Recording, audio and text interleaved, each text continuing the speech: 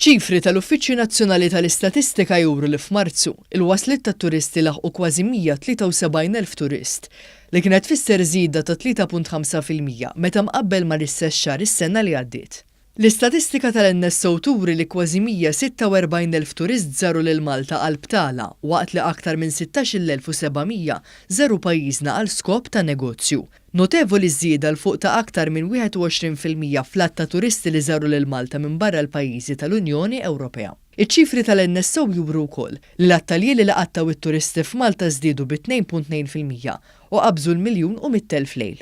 F'Marzu n-nefqa tat-turisti f'Malta żdiedet b'0.5% u laħqet 116,500,000 euro. Miċ-ċifri joħroġ ukoll li fl-ewwel 3 xhur tas-sena l-att ta' turisti li waslu f'Malta kien jammonta għal kważi 426,000 li jfisser żieda ta' 2.8%. In-nefqa tagħhom f'Malta żdiedet ukoll b'0.3% u qabżet il-272 miljun euro.